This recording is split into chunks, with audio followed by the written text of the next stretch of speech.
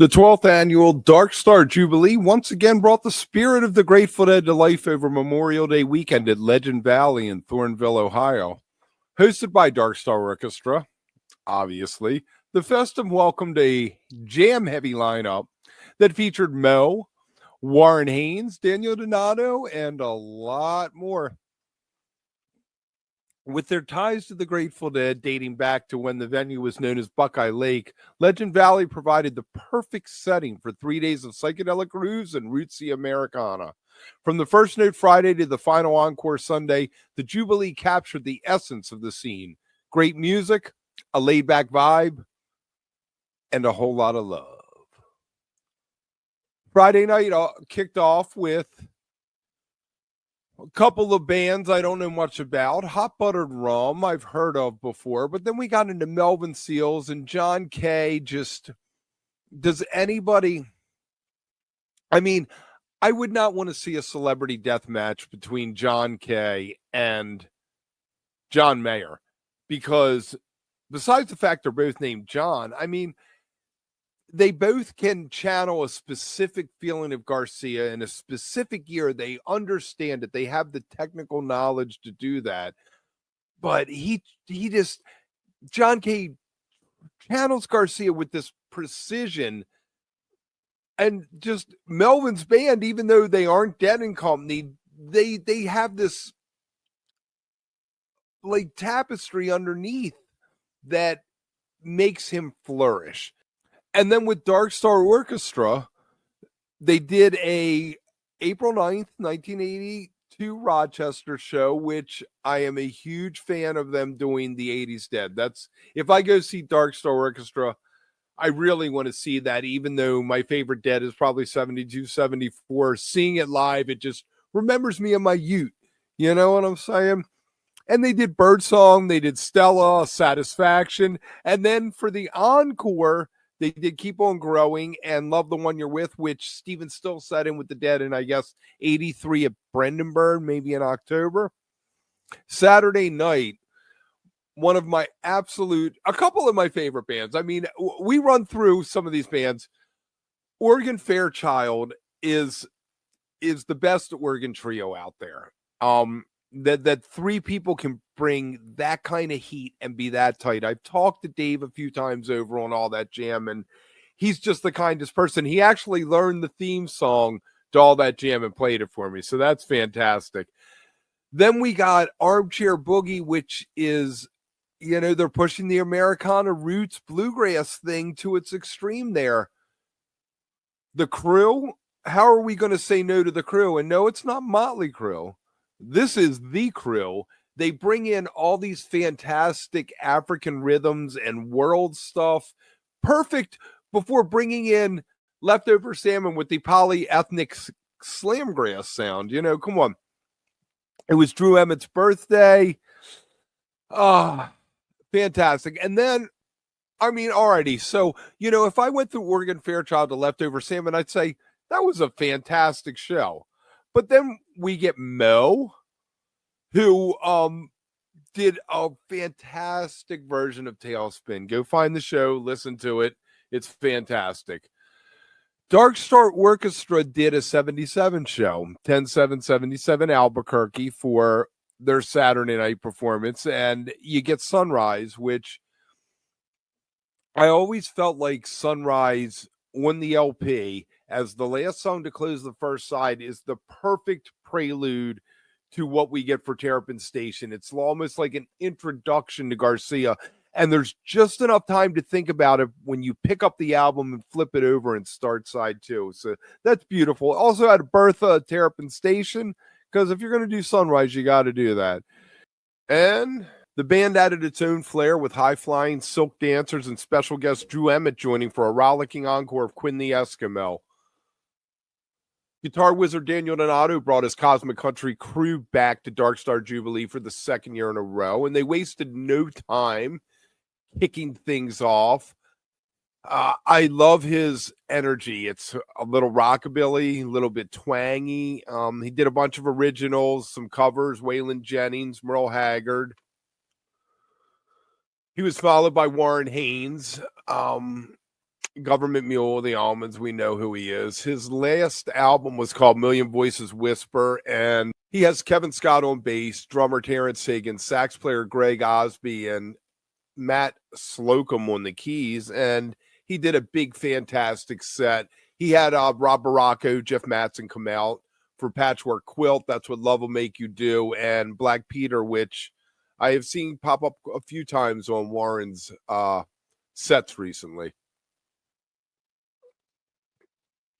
And then in true Warren fashion, he brought Daniel Donato out for the encore, last song of Soul Shine. So we expect that, but you know, it really is. If you wrote Soul Shine, you would want to play it all the time too, is all I'm going to say about that. DSO wrapped up the Jubilee in style, and they did a classic set. Daniel Donato got to come out early. They did Cumberland and Easy Win with them. Later, Warren came out for Shakedown Street and Low Spark of High Heel Boys. Their second set opened up with the Dear Mr. Fantasy. They had the drum space sequence. And they left with an encore of Joni Mitchell's Woodstock. Everybody was happy. Now, these people are not happy because the street in front of their business is torn up and they're going to be closing down in a couple weeks. So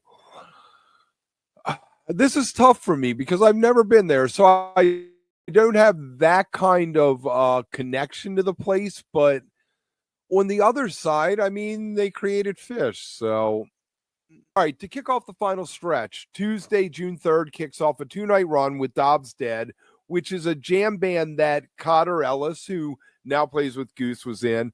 They're going to have Brian Murray from Dogs in a Pile on Tuesday. And then the next night, Wednesday, we're going to get Jake Brownstein and Eggy.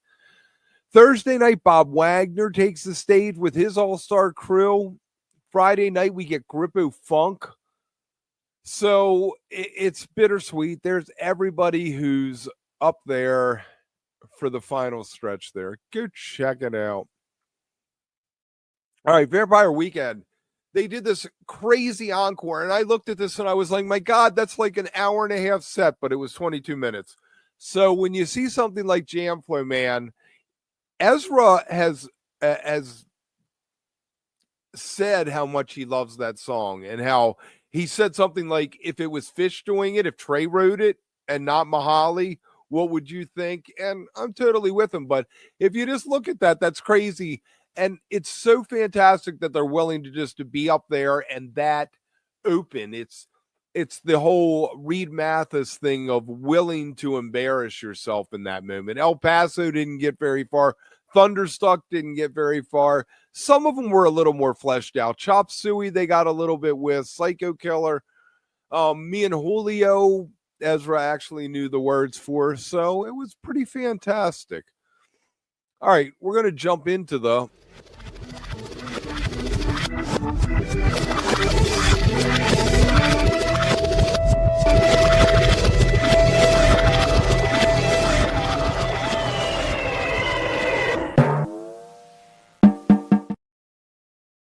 All right, let's talk legacy.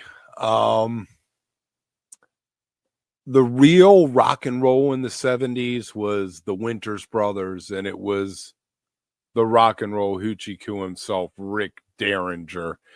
He died last week, earlier this week. He was 77, and most famously, we did rock and roll hoochie coo, but he also had a successful solo career, and this is going to blow your mind. His guitar work appeared on Air Supply, Making Love Out of Nothing at All, Bonnie Tyler's Total Eclipse of the Heart, and Kiss's Exciter. So over 6 decades, he collaborated with everyone from Steely Dan to Alice Cooper to Cyndi Lauper to Weird Al Yankovic, and it's kind of sad. We're All Feeling Great is what his last public media, social media post was. And then a couple of days later, we got from Live at the Landis podcast from Foghat, who toured extensively with Derringer in the 70s. Another one of those real rock and roll bands. You can keep your Eric Claptons. We want our Foghats and Rick Derringers. And they said, we sadly heard that Rick Derringer passed. Our thoughts and prayers are with his wife, kids, family, and friends. Now, a rock legend that maybe isn't a rock legend, but he's still kicking around is our man, Dave Mathews, who has stepped up. He hasn't got any mean tweets from Trump like Springsteen did, but he kicked off his summer 2025 tour at Bethel Woods, which is the site of the original Woodstock. And he packed the set list with old favorites, deep cuts, even a few surprises that the band had teased last month at Jazz Fest in New Orleans. There were some emotional classics, standout moments, epic version of Warehouse early on, Carter Buford tearing into You Never Know with a killer drum intro. Rashawn Ross stepped up to sing a funky cover of Cameo's Word Up. I got to hear that. That's fantastic. The band also dug into Typical Situation, rolled out a mid-set trio that included Looking for a Vein with Dave on an electric guitar, Buddy Strong crushing vocals on It's Your Thing, and a fiery Why I Am. This closing stretch was, what you normally get: a dreamy Lie in Our Graves, a nod to Clapton with Wonderful Tonight, a little Don't Drink the Water. Why when I just trashed Clapton did he have to do that? There was a little Tool tease in Don't Drink the Water, and they wrapped up with Whiskey Rye into Gray Street. I think we got a lot of Gray Streets in the end there of Dave Mathews shows. All right, we had a Kris Myers sighting. Fresh off leaving he popped up Saturday night with String Cheese Incident and Cave Jam in Tennessee. It's probably his first public appearance since parting ways with Humphreys. Pelham, North Carolina, the Caverns. Apparently, this is a fantastic place to see a show. The infamous String Dusters have been there. A lot of other bands. I'm losing it straight off the top of my head. After running through a tight stretch of Jellyfish, they did Howard, sometimes the River. Kyle Hollingsworth, who is from Towson, he went to the University of Towson in Maryland, let the crowd know that Kris Myers would be joining the band behind the kit. And they did My Latin Tune, which is a Kyle Penn tune, one of my favorite String Cheese tunes, into a nice drums. And there's a cool little picture of it. And we got one more sit-in to talk about. Our man Billy String sitting in with Primus on Wednesday night in Michigan for Winona's Big Brown Beaver. I guess he's played this once before with Primus, but we need more Billy stomping on a Big Brown Beaver there. If you don't remember, he did a tongue-in-cheek audition to be Primus's drummer. So I guess this is as close as he get. He also did that album with Les Claypool, the Twang album, and I'm totally spacing the name right now, but they both went on social media afterwards. Me and Billard Stomping the Beaver was from Claypool, and Billy wrote Stroking That Beaver with Ye Old Primus last night. If you could find that, you should probably check it out. All right, let's do a little tour and festival update, and then we're going to get out of here. The first thing you should bring is tickets. Bring a tarp? Bring a ground cover because it gets pretty wet. Money, yeah, lots of money.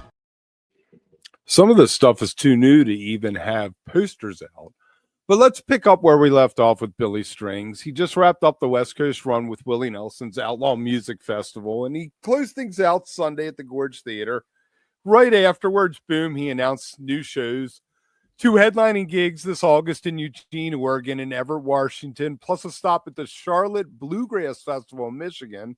So it's not a bad way to keep the summer rolling. Let's recap a little bit. Earlier in the week, Strings jumped on stage with Dylan. He wrapped up this Outlaw Fest with he did all 75-minute sets. They were all tight, and he made sure to touch on everything that makes a full 3-hour Billy show memorable. If you saw the 75 minutes, you're going to want the 3 hours. Let's put it that way. The Gorge, he packed in 17 songs. He busted out Otto Wood, the Bandit. He did a pretty good run from In the Morning Light into Widespread's All-Time Low and then a little Dos Banjos. Charlotte Bluegrass Fest tickets are already available for Billy.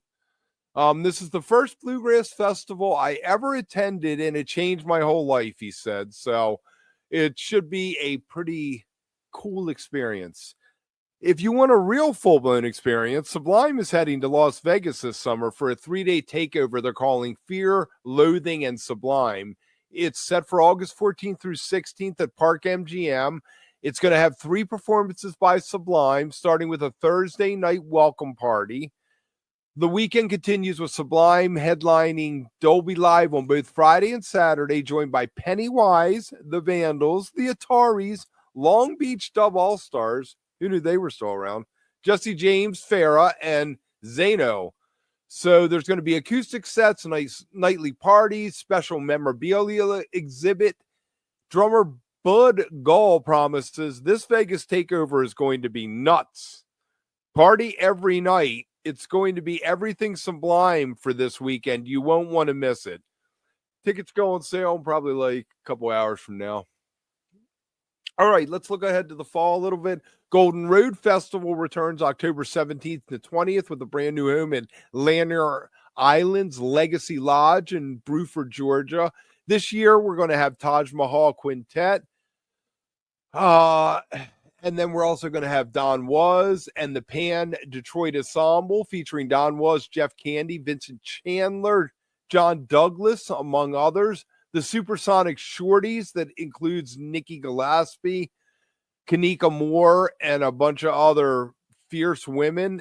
We're also going to get something called Zedell Music that has Aaron Manger in it, Zoe Ellis, Dave Ellis, and Nikki Gillespie. Plus the genre-bending supergroup Prince Bowie with Eric Gold, Cal Chloe, Cotter Ellis, and that whole cast of characters. Plus Jimmy's Dead with, oh my God, they just keep going on. Eric Krasno, Ross James, Nikki Gillespie. She is all over this. She played drums for Beyonce at one time when Beyonce had an all-female band. So that tells you how big her pedigree is. When we got Dead Tronica with Aaron Manger and Cloud Chords. So ALO, Grateful Dead host David Gans are also going to round up the stack lineup. And Dave Ellis, who has done some fantastic work with the Grateful Dead catalog, is going to be an artist at large. So if you're around then, you should check that out. If you're closer to Maryland in September, the Annapolis Baygrass Music Festival returns to Sandy Point State Park on the 20th through 21st of September this year. And this lineup is, I just hope I have a friend who's going to hook me up. Green Sky Bluegrass headlining both nights, Railroad Earth, Kitchen Dwellers, Traveling McCourys, Kyle Hollingworth Band, Lamp, Larry Keel's Electric Larryland, Sam Grisman Project, Midnight North, and then Kyle Tuttle and Holly Bowling, and Ron Holloway is the artist at large. What is the artist at large thing? I don't remember that when I was young, but good for them. Somebody getting a little extra cash. That just looks fantastic. It probably is going to land the same time as Fish's Hampton run that they're going to be doing that month, but I think that I would probably not go see Fish and go see that if I was going to do something. Strange Folk. We all love Strange Folk.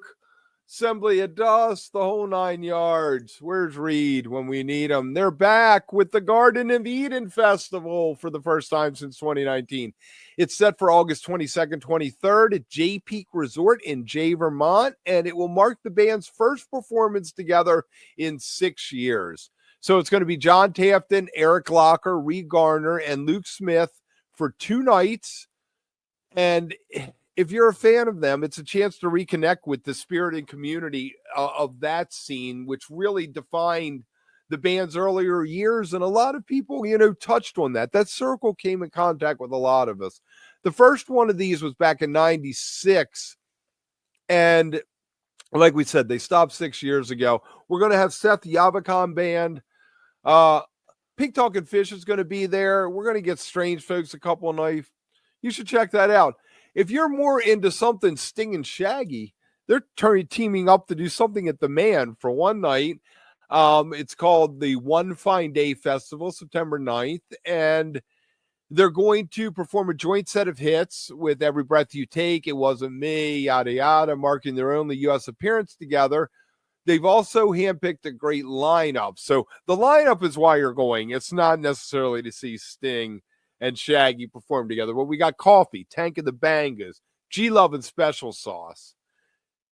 I mean, that's, if the price is right, that's completely worth it. If Sting wants $100 just because his name on the ticket, that's a whole nother thing. So what Sting said, a day of hits and musical adventures in one of our favorite cities seemed like the next illogical step. And Shaggy added, we wanted to invite some of our favorite musicians to gather in real time and share the Philly vibe. I'm misquoting him there. So Carl Denson is going to hit the road. Jersey, Delaware, Michigan, North Carolina, Georgia. If you don't like Carl Denson, I don't know what's going on. That guy is just fantastic, and he's supported so many other fantastic musicians over the years. You want to go to Mexico next January, and you don't want to see Widespread Panic, and you don't want to see Fish, you can go see Slightly Stupid. They're doing the Hard Rock Hotel Riviera Maya thing, January 10th to the 14th. You're going to get Slightly Stupid sets, Dirty Heads, Pepper, The Movement, DENM, Little Stranger, DJ Z Trip, Damon Marley, and Stephen Marley will deliver a special Bob Marley celebration set.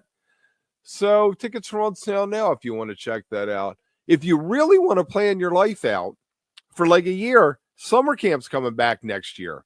So the original location, May 22nd through 24th. Tickets are already on sale for Legacy. You ought to check it out. Obviously, there's no bands or anything.